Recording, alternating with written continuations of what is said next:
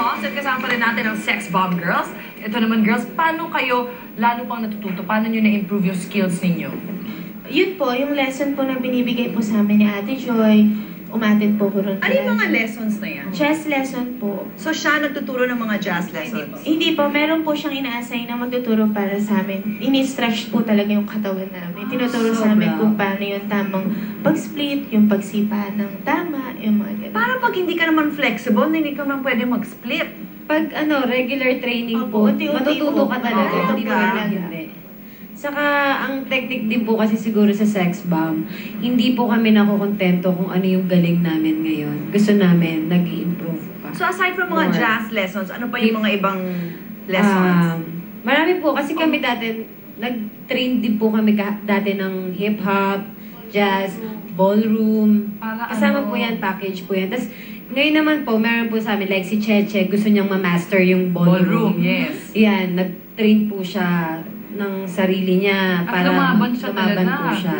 Sa international. Like ako naman po, nagte-train din ako ng pole dance. Oh, maganda yun. Nagpo-pole dance po ako. So paano yung pag kunwari ikaw meron ka nagustuhan na style, kunwari mas gusto ko yung ballroom o pole Pwede dancing, naman po yun eh. Pwede naman. outside na yun. Outside Pwede po. ng grupo.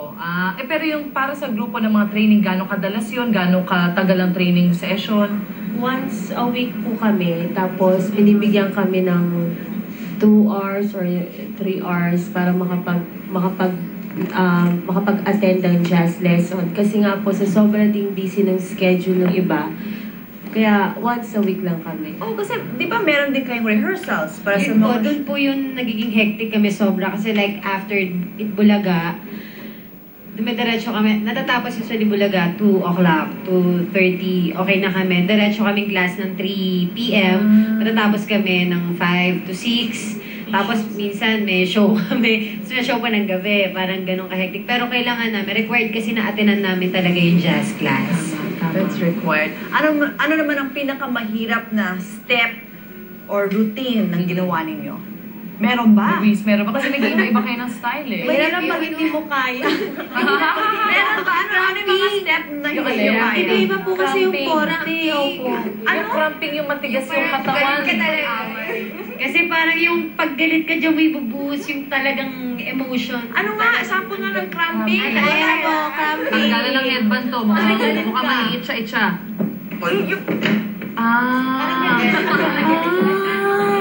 Pero galit na galit, pero ang ganda ng movement ng katawan. Tsaka mahirap. Nakakapagod yun, ha? It looks really Pero pag tiring. nasanay naman, parang ma-feel mo na rin, ma-absorb mo na yung movement. May bawal ba sa inyo? Are there Extra limitations? rice. Binawal na ba ang extra rice ngayon? Hindi po. Hindi. Pwede ba? Ano mga bawal sa sex bomb? Oo. Actually, wala nang pong bawal sa amin. Bawal lang po abusuhin yung katawan namin. Like, pag pagod kami, magpahinga na kesa lumabas pa. or So, eat. getting married is okay? Sa ngayon po, sa At the right age? po. Anong mga age na pwede na kayo? Pero ngayon naman po kay Ate Joy naman po kasi ano po, hindi naman po siya maigpete. Kausapin lang po siya ng maayos, papayag naman po siya. Kung gusto mo nang mag-settle down. And then kung like yung dun sa iba nga na may babies na rin sila. Kasi nasa right may age opportunity na naman pa po rin. eh. May opportunity pa within the group Bumalik. na. Opo. Yun po maganda ka, Ate Joy, kasi after mag-baby, ayan na, may work na naman sila, tinulungan pa rin sila ni Ate Joy. Pag may boyfriend, pwedeng sabihin. Pwede po. Pwede! Basta po hindi po nakakaano sa trabaho. So, yun. Okay. Pero single po kaming lahat. Ganon? Sure ah? Sure ka dyan ah? Dito, walang may boyfriend sa inyo dito. Ako po wala. Kay namin ni Sunshine. Nakita mo yung mga tingin ng mga kasama namin dito eh, no? Ako po wala ako. Wala. Ngayon naman, let's see kung gaano ka-talented ang mga sex bomb girls dito sa table natin. Meron kaming isang bowl. At Ay, syempre, naman. kailangan bubunot kayo ng papel na may nakasulat na iba't ibang number. Each number corresponds to a costume. Ayan na nandito sa ating set. Ayun. Simple lang yung gagawin ninyo kung ano yung costume number na nabunot ninyo. Isusuot nyo yung costume, gagawin nyo yung tamang pagsayaw. That's bagay to the costume. That's bagay, yes. Yes. Alright, do it. Ay, mauna ka na. Ano kaya? Cramping. Ano ba? So, ano suot Ayan. ng clamping. Black. Tsaka ganyan yung mga pants na maikit. Pati na ka. Sige, sige. Anong number? 2. Alright. Ayan. Okay, kunin mo na yung number 2. Suot mo. Cute! So, pwede na sila pumili habang nagsusuot ng ano? Ayan. O, sige. Para ready na kayo. Surprise! Anong number? Naku, namimili talaga. Ano bang gusto mo dyan, Mike? Kaya niyo yan, guys. Oh my God.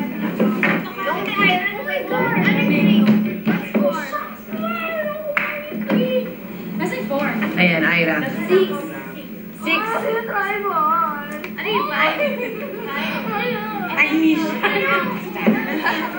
O sige, alam mo, pwede na ba magbihis na kayo lahat kung ano yung bagay sa inyo para para Yun, tuloy-tuloy yung para ating diretso na yan. dance demo mamaya. Ayan! Si Aifa ang napili niya ay Filipiniana. Ano ba, itik-itik? Yeah, okay ba yun?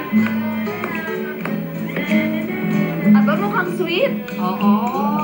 Dalagang Pilipina. Look at that. Ayan, pwede naman parang pandango sa ilaw effect. Yan, pwede rin. Nice one! Thank you, Miss Aifa. Next, we'd like to call in Sunshine. Go, Sunshine! Welcome to the jungle. Kay Sunshine. Ano kayang steps mo? Tribal daw. Nakaluhok din, nakaluhok.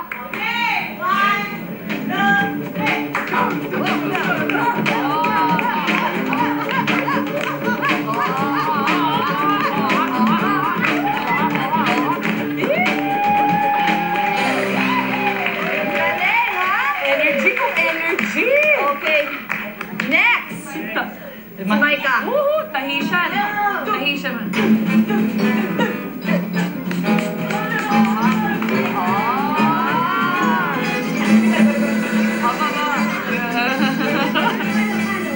Yeah.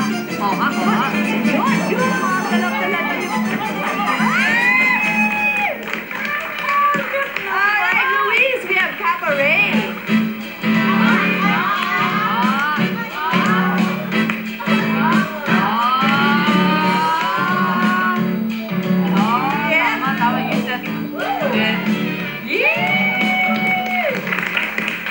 Joanna! Caribbean. The rhythm is gonna get you.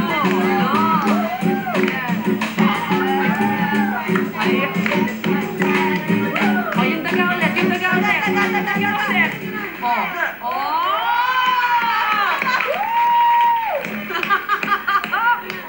Okay, go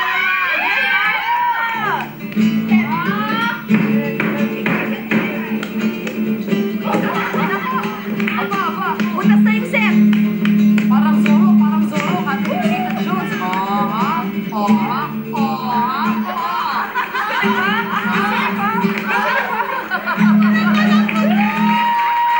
Ang galing nyo naman. Thank you so Congratulations, much. girls.